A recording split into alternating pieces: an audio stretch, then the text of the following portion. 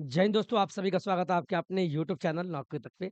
आशा आप अच्छे होंगे, स्वस्थ होंगे और जहाँ भी होंगे, फिलहाल आप टीआरई 3 की पढ़ाई में लग गए होंगे। जो बातें बीत गई उसको भूलते हुए होली अच्छे से मनाए होंगे। ना मनाए हो फिर भी कोई बात नहीं, चूँकि अभी सपना चयनित होने का है। बिहार में शिक्षक बनने का है, जो आपका सपना जो भी हो। फिलहाल हम बात करने वाले बीपीएससी टीआरई 3। आपको पता है इसका डेट अभी नहीं पता चला है, जब आएगा मैं आपको नौकरी तक के माध्यम से, जो आपका अपना चैनल है मैं बता दूँगा। फिलहाल आप इतना जान लें कि टीआरई 3 में जो प्रश्न 1 और 2 में जो प्रश्न पूछे हैं, लगभग मैंने उसके 25 प्रश्न को मैंने लिख रखा है, यहाँ देखिएगा। और मैं स्क्रीन पे दिखाऊँगा।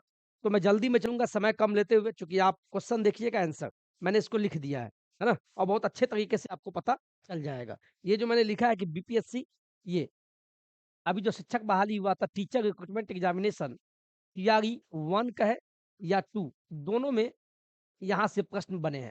25 प्रश्न आपको ऐसा बताएँगे जो आपको जीके जीएस से प्रश्न आया था और इसको देख के ही जाइएगा। और ज़्यादा पढ़ना है तो वहाँ से क्या कीजिएगा, जिस टॉपिक से प्रश्न बन रहा है उस टॉपिक को गूगल में मार के या यूट्यूब में डाल के जहाँ से भी मिले पढ़ लीजिएगा। यही तरीका है एग्ज़ाम में सफल होने का। ज़्यादा पढ़ना हो कोई ज़रूरत नहीं, चूँकि समय कम है आपके पास, ठीक है? चलिए नौकरी तक से बने गए, अब चलते हैं। देखिए आपके स्क्रीन पे ये आपका नोट्स है, जो आप यहाँ देखिए मैंने इसको लिख रखा है, मैं स्टार्ट करता हूँ समय कम लेते हुए। क्वालिटी अगर डाउन आवे, क्वालिटी ठीक है, बहुत बढ़िया है। क्वालिटी डाउन आवे तो एक काम कीजिएगा आप, मैं आपको बता दूँ थोड़ा, बहुत लोग बोलते हैं सर क्वालिटी डाउन होता है। तो प्लीज़ जब आप देखिए, बहुत को पता है जिनको नहीं पता है। जब आप यूट्यूब चलाते हैं, यहाँ वीडियो चल रहा है, यहाँ पे इस टैब सबका सेटिंग टैब का होगा। इस पे क्लिक कीजिएगा। क्लिक करने के बाद यहाँ जो क्वालिटी आता है, क्वालिटी पे क्लिक कीजिएगा। इसके बाद एडवांस में जाइएगा। मैं जानता हूँ नेट कम होता है, एडवांस में जाके यहाँ पे आप कम से कम 480 पी कर लीजिएगा। ये क्वालिटी में आप देखिएगा तो बहुत अच्छा दिखेगा, ठीक है? कोई दिक्कत? हम यूट्यूब की बात कर रहे हैं, जिस यूट्यूब पे आप अभी वीडियो देख रहे हैं, ठीक है?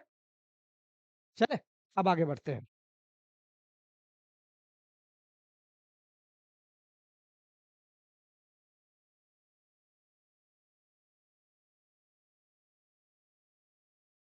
चलिए हम पहला प्रश्न लेते हैं, आपको दिखाई देगा।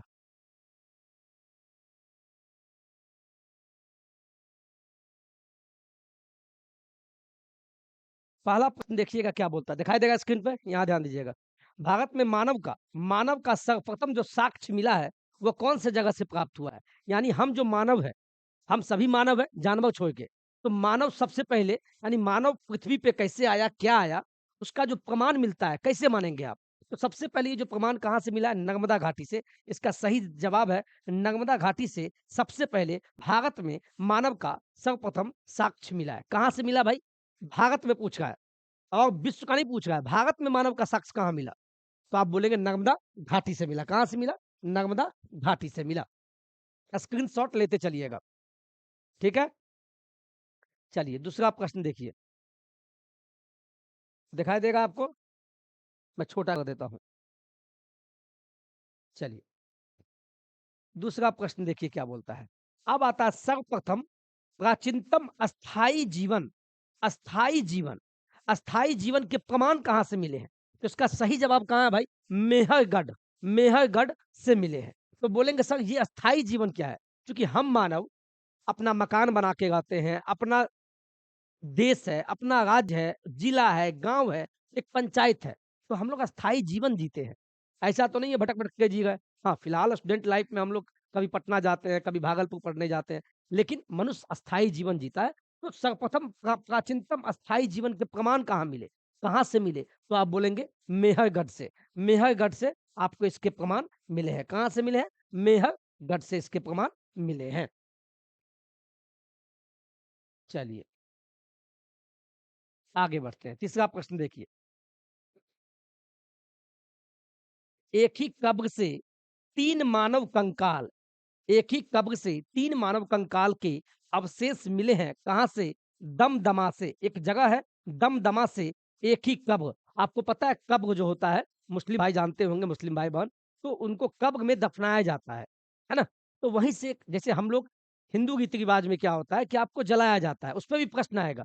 फिलहाल आप कब्र पे देखिए, यहाँ प्रश्न बनता है एक ही कब्र से 3 मानव कंकाल, चूँकि हम सब का जो ये मांस है इसको नोच दिया जाए तो कंकाल बचेगा, हड्डी बचेगा। तो एक ही कब्र से 3 मानव यानी 3 इंसान का यानी 3 मानव का कंकाल कहाँ से मिले हैं? तो आप बोलना दमदमा से मिले हैं एक ही कब्र यानी कब्र एक ही है, उसी कब्र में 3 मानव को दफना दिया गया। ये कहाँ से मिले? दमदमा से मिले। चौथा प्रश्न देखिए क्या बोलते हैं, बहुत बढ़िया प्रश्न है, बहुत वीवीआई लिख लीजिएगा, इसको स्क्रीनशॉट ले लीजिएगा आप प्लीज़। यहाँ से प्रश्न आपको बहुत एग्ज़ाम में मिलेंगे। देखिए ये चौथा प्रश्न देखिए, ये गर्त आवास के साक्ष्य कहाँ से मिले हैं?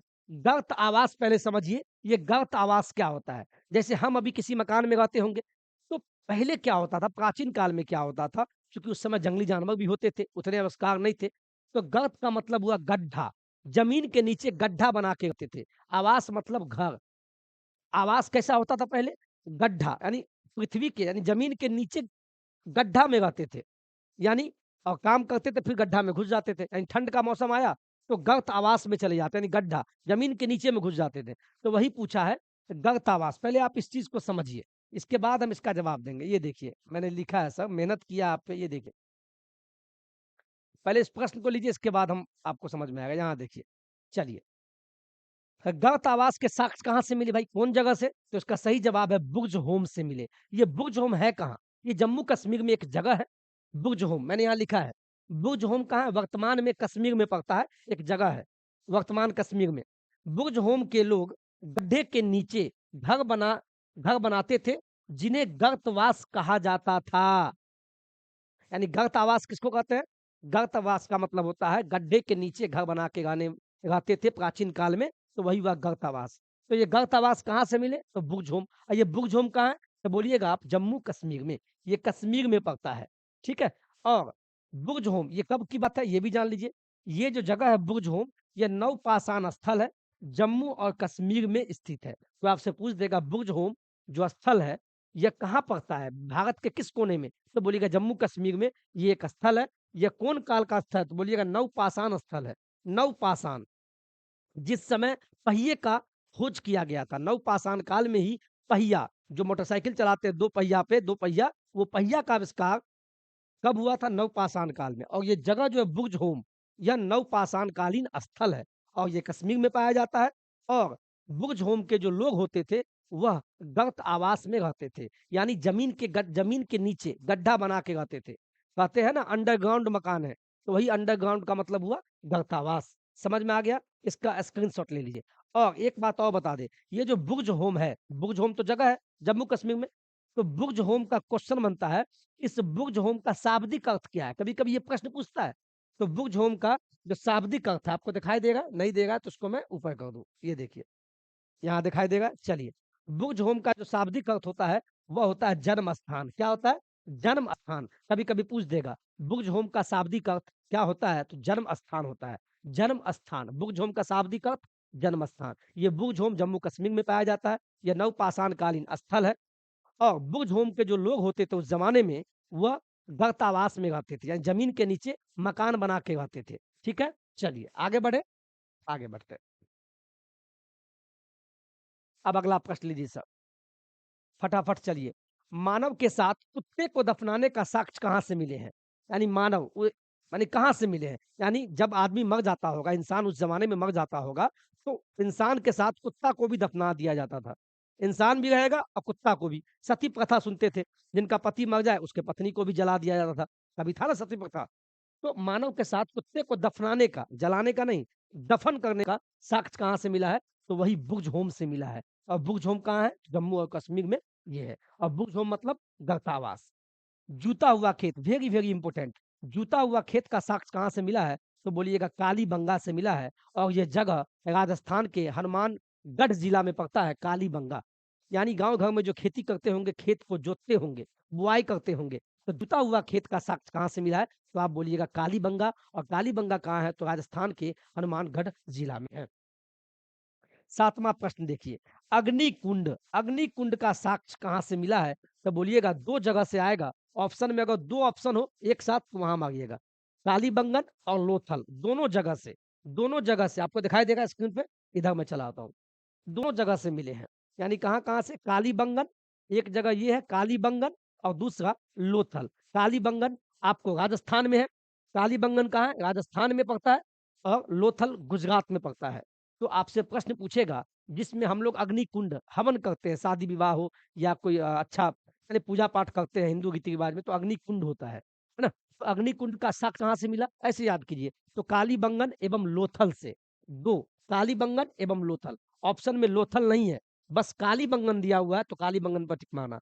अगर ऑप्शन में एक ऑप्शन में दिया है कालीबंगन, दूसरे में लोथल और तीसरा में दे दे ए और बी दोनों, तो दोनों पे मारिएगा चूँकि ये जो साक्ष्य मिले हैं अग्निकुंड का, ये कालीबंगन और लोथल दोनों से मिले हैं। तो याद कर लीजिएगा कालीबंगन और लोथल से। आगे बढ़े?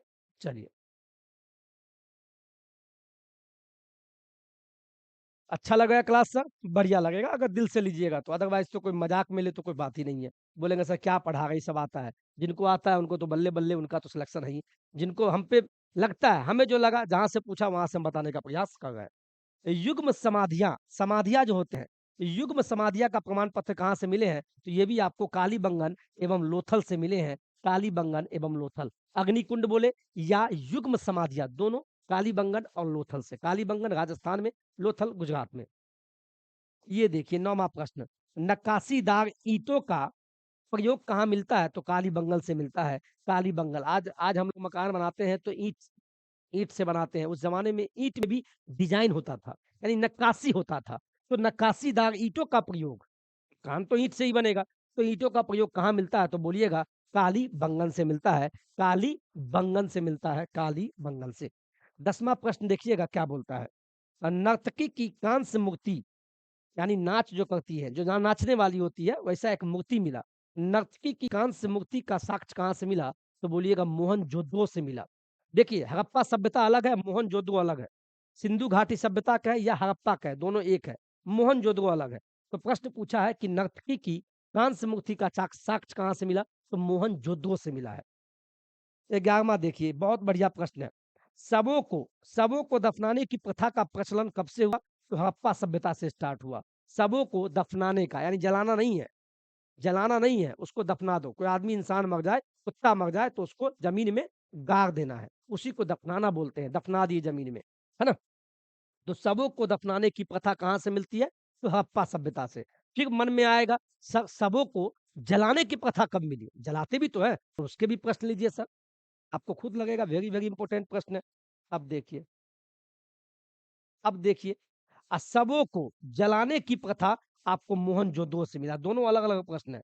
जब भी आपको दफनाने की बात कहे, तो दफनाने की बात आपको हड़प्पा से मिलेगा, लेकिन जलाने की बात मोहनजोदड़ो से मिलेगा। स्क्रीनशॉट ले लीजिए। 13वां प्रश्न देखिएगा, 3 मुख वाले देवता यानी 3 मुख वाले देवता, आप लोग पूजते होंगे पंचमुखी हनुमान जी को, है ना? रावण के 10 सिर थे, उसी प्रकार 3 मुख, 3 सिर वाले, 3 मुख वाले देवता की मूर्ति कहाँ से प्राप्त हुई? तो बोलिएगा मोहनजोदड़ो। यही मोहनजोदड़ो से हमें साक्ष्य क्या चीज़ का मिला? कि सबको जलाने लगे, यानी इंसान जब मर जाए तो उसको जलाने लगते थे। यानी शवों को जलाने की प्रथा मोहनजोदड़ो से और 3 मुख वाले देवता का भी जो साक्ष्य मिला वो मोहनजोदड़ो से मिला है। आगे बढ़े? चलिए, स्क्रीनशॉट ले लीजिए आप। अब लीजिए सिंधु घाटी सभ्यता, एक टॉपिक में आपका खत्म हो जाएगा। चलो इसको भी ले ही लेते हैं। सिंधु घाटी सभ्यता का है या हड़प्पा सभ्यता, दोनों एक ही है, कंफ्यूज मत होना। सिंधु घाटी सभ्यता, कोई पूछेगा सिंधु घाटी सभ्यता कौन से ईस्वी की बात है? तो बोलिएगा 2500 ईस्वी पूर्व से लेके 1750 ईस्वी पूर्व की जो घटना है, वह आता है सिंधु घाटी सभ्यता में आता है। ठीक है? सिंधु घाटी सभ्यता में आता है और सिंधु घाटी सभ्यता में जो पहला स्थल जो खोजा गया, इस सभ्यता में जो पहला स्थल पाया गया, यानी जो इंसान के द्वारा खोजा गया, वो हड़प्पा था। इसीलिए सिंधु घाटी सभ्यता को भी हम हड़प्पा सभ्यता कहते हैं। सिंधु घाटी सभ्यता को हड़प्पा सभ्यता क्यों कहते हैं? क्योंकि इसी सभ्यता के अंदर पहला जो खोजा गया जगह था, वह हड़प्पा था। तो पहला स्थल सिंधु घाटी सभ्यता के अंदर में कौन जगह खोजा गया? तो बोलिएगा हड़प्पा सभ्यता। हड़प्पा सभ्यता और ये बात कौन ईस्वी की है? तो बोलिएगा 1921 ईस्वी की बात है। ये बात आपको कब की है? ये बात आपको 1921 ईस्वी की है। 1921 ईस्वी में पहली बार सिंधु घाटी सभ्यता का जो एक जगह है हड़प्पा, उस जगह को खोजा गया 1921 ईस्वी में और ये किसने खोजा? ये दयाराम साहनी ने खोजा। और ये प्रश्न रेलवे हो, एसएससी हो, बीपीएससी, यूपीएससी सब के पीटी में पूछता है, तो इसको रट के ही जाना। फिर हम बोल रहे हैं हड़प्पा सभ्यता की खोज किसने की? तो बोलिएगा दयाराम साहनी ने की। कब की? 1921 ईस्वी में की। हड़प्पा सभ्यता की खोज 1921 ईस्वी में दयाराम साहनी ने की थी।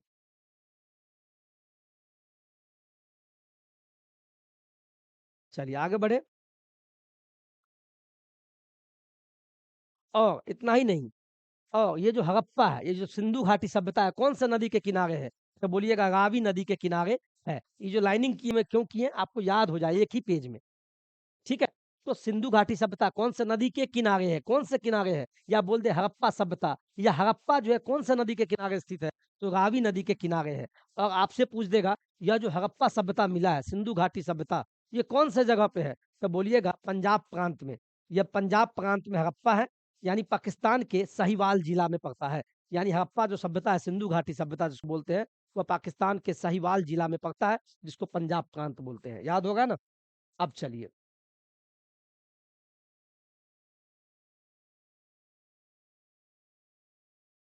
और एक चीज और, ये जो सिंधु घाटी सभ्यता का जो खोज किया गया, कैसे भाई?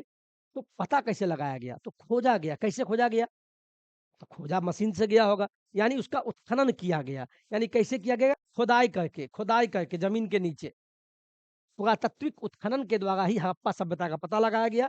और इसी समय हड़प्पा सभ्यता में क्या था? ग्रिड, ग्रिड पद्धति से मकान बनाई जाती थी।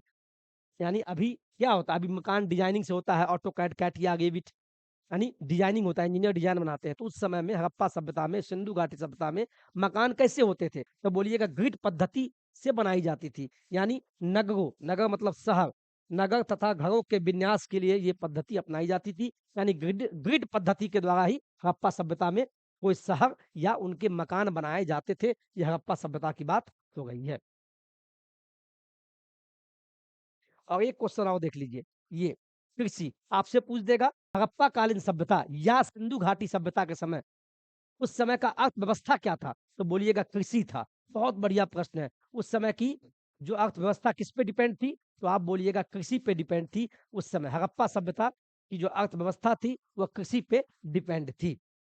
याद हो गया सर? अच्छा लगा? चलिए इसको मैं एक बार आप स्क्रीनशॉट ले लीजिए, शायद काम आ जाए। मैंने इसको एक पेज में लिखा है, दिखाई देगा? क्वालिटी बढ़ा लीजिएगा सर। ये लीजिए, ये लीजिए, छोटा हो गया सर। ठीक है, आप ऐसे ले लीजिए। मैं पढ़ दूं एक बार। सिंधु घाटी सभ्यता यह कब की बात है? तो बोलिएगा 2500 ईस्वी पूर्व से लेकर 1750 ईस्वी पूर्व तक की बात है ये।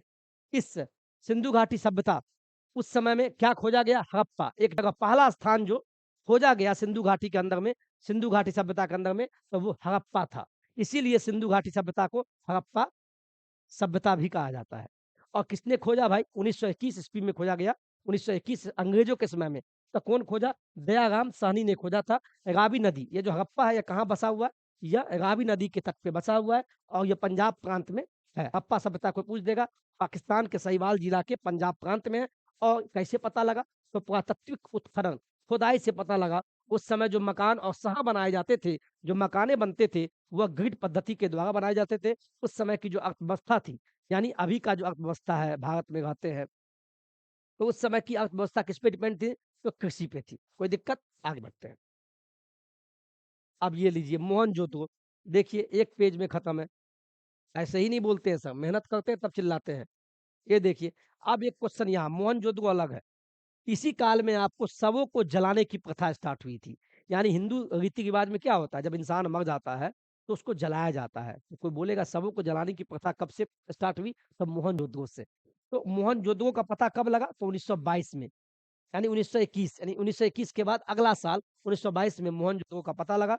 और राखल दास बनर्जी, राखल दास बनर्जी ने पहली बार मोहनजोदड़ो का पता लगाया। और मोहनजोदड़ो का मतलब क्या होता है? इसका शाब्दिक अर्थ क्या होता है? मोहनजोदड़ो मतलब क्या?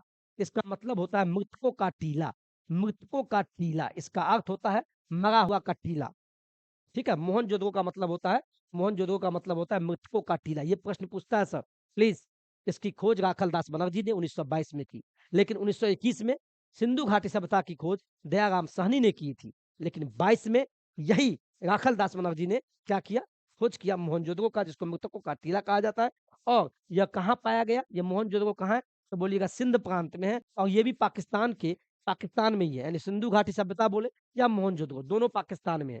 लेकिन जिला बदल जाएगा, वो पाकिस्तान के पंजाब प्रांत में है और ये पाकिस्तान के सिंध प्रांत में है, यानी ये लाड़काना जिला में है। स्क्रीनशॉट ले लीजिए। ठीक है?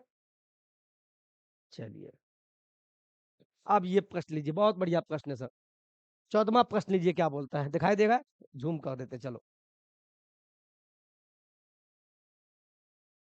चलो, 14वां प्रश्न, मिट्टी द्वारा निर्मित हल, जो गाँव घर में पहले हल बैल होता था, बैल 2 बैल है, हल लगा के खेत की जुताई होती थी। मिट्टी द्वारा, उस समय मिट्टी का हल बनता था, हल बैल, बताइए। पहले तो मकान भी मिट्टी के होते थे, मैंने देखा है, आप भी देखे होंगे। तो मिट्टी के द्वारा निर्मित जो हल था, उसका साक्ष्य कहाँ से मिला? तो बनावली से, बनावली एक जगह है, वहां से पहली बार मिट्टी के द्वारा निर्मित हल, जिस हल से जुताई होती थी, वो बनावली से मिला। 15वां देखिए, उन्नत जल प्रबंधन, उन्नत जल प्रबंधन का साक्ष्य कहाँ से मिला? तो धौलावीरा से मिला। धौलावीरा एक जगह है, जल प्रबंधन यानी वाटर मैनेजमेंट, यानी अभी क्या होता है, अभी जो सिंचाई होती है, वह नहरों के माध्यम से, नलकूपों के माध्यम से होती है ना सिंचाई, कृषि होती है, तो पहले भी होता था। तो उन्नत यानी एडवांस वाटर मैनेजमेंट था उस समय में भी, तो वो धौलावीरा से पता चलता है। 16वां देखिए क्या बोलता है, शालकृत स्थापत्य के प्राचीनतम प्रमाण कहाँ से मिले हैं? धौलावीरा से मिले हैं।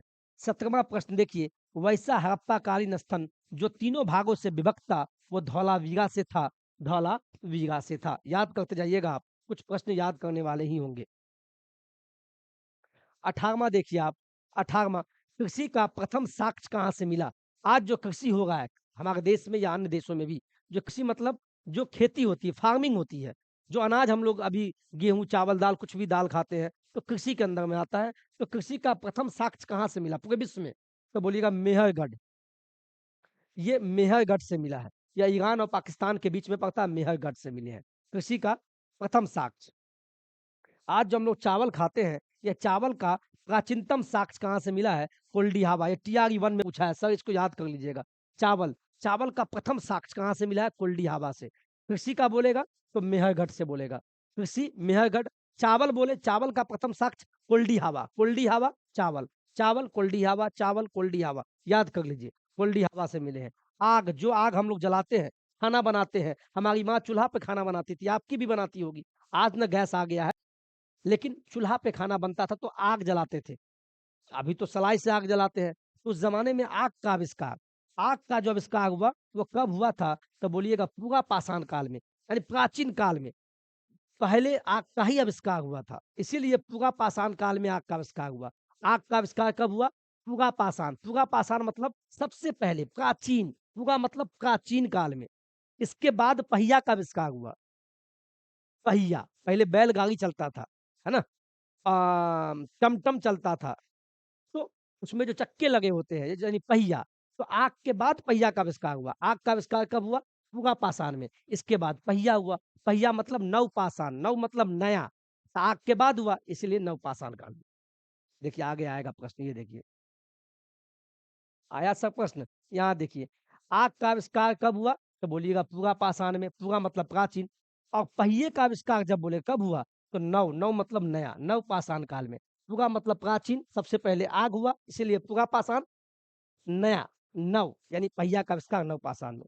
22वां प्रश्न देखिए, मानव द्वारा सर्वप्रथम प्रयुक्त अनाज, ये अनाथ नहीं है, अनाज, जो अनाज हम लोग चावल, गेहूं, तो सबसे पहले मानव द्वारा सर्वप्रथम जो प्रयुक्त यानी प्रयोग में लाया गया, ऐसा कौन अनाज था? तो बोलिएगा जौ। जौ बोलिए या यव, जौ या यव, जौ को ही यव बोलते हैं, यौ और वो, यानी सर्वप्रथम मानव द्वारा जो प्रयोग में लाया गया अनाज कौन था? जौ था। जौ नहीं मिले यानी यव। एक प्रश्न ये भी बनता है, मानव द्वारा सर्वप्रथम प्रयोग में लाया गया धातु कौन था? तो लोहा नहीं है, तांबा बोलिएगा। सबसे पहले तांबा, सबसे पहले तांबा, सबसे पहले धातु का प्रयोग मानव द्वारा जो किया गया, वो था तांबा। कौन था वह? तांबा था। वेरी वेरी इंपॉर्टेंट, स्क्रीनशॉट लीजिए।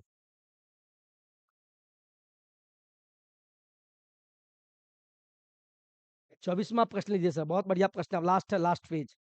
राष्ट्रीय मानव संग्रहालय स्थित कहाँ है? तो भोपाल में है। राष्ट्रीय राष्ट्रीय मानव संग्रहालय।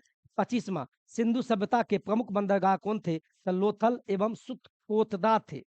सिंधु जो सभ्यता 1921 में खोजा गया, दयाराम साहनी के द्वारा खोजा गया था। सिंधु का ही दूसरा नाम हड़प्पा सभ्यता है।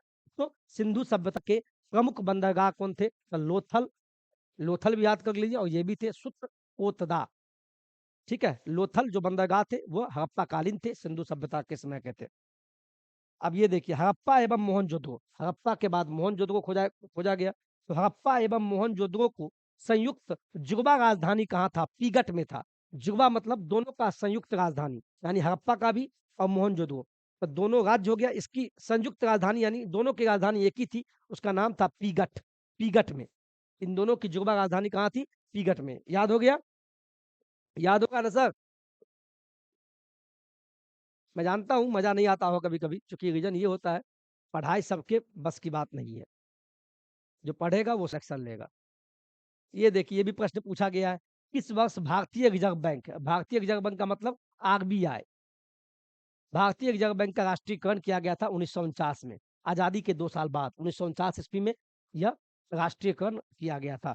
हिंदू हिंदू राष्ट्र, हिंदू राष्ट्र का विचार मूलतः किसका था? आज जो देश में चलता है कि हिंदू राष्ट्र घोषित हो जाना चाहिए, चल रहा है ना न्यूज पे, आप सुनते होंगे। हिंदू राष्ट्र का विचार सबसे पहले किसने दिया, ये किसके दिमाग में आया? तो वीडी सावरकर, वीडी सावरकर के दिमाग में आया था। 29वां प्रश्न देखिए, भारत में, ये वेरी वेरी इंपॉर्टेंट है, वर्तमान का क्वेश्चन है। भारत में जो आयकर है, भारत में जो आयकर है वो कैसा है? तो प्रत्यक्ष एवं प्रगतिशील है। याद कर लीजिए, प्रत्यक्ष एवं प्रगतिशील है। भारत का जो आयकर है वह प्रत्यक्ष एवं प्रगतिशील है। 30वां प्रश्न देखिए, कुचिपुड़ी किस राज्य का प्रसिद्ध लोक नृत्य है? तो आंध्र प्रदेश, सब जानते होंगे, आंध्र प्रदेश, कुचिपुड़ी, कुचिपुड़ी आंध्र प्रदेश का प्रसिद्ध लोक नृत्य है। कोई दिक्कत? अब आपका यही खत्म होता है आज की क्लासेस। क्लासेस अगर अच्छी लगी हो तो बताइएगा साहब, और मैं और सुधार करके जो भी पढ़ना हो बताइएगा, मेरा प्रयास होगा आपको याद करवा दिए। जीके जीएस का हॉट प्रश्न नहीं बल्कि पूछा हुआ प्रश्न टीआरई 1 और टीआरई 2 का था। और आपको ज्यादा पढ़ना है तो जिस टॉपिक से प्रश्न पूछ रहा है आप उल्टा के भी देख लीजिएगा, उससे मिलता जुलता आप उसको याद कर जाइए, उससे मिलता जुलता यूट्यूब पर गूगल पे खोजिए, उतना ही पढ़े, उसको चाट जाइए, चाट बना के चाट जाइए, है ना? अब होली भी बीत गया, एग्जाम कब हो जाए ये पता नहीं है बेस्ट विशेष, खुश रहिए। वीडियो अच्छा लगा हो तो लाइक अवश्य कर दीजिएगा। जय हिंद, जय भारत।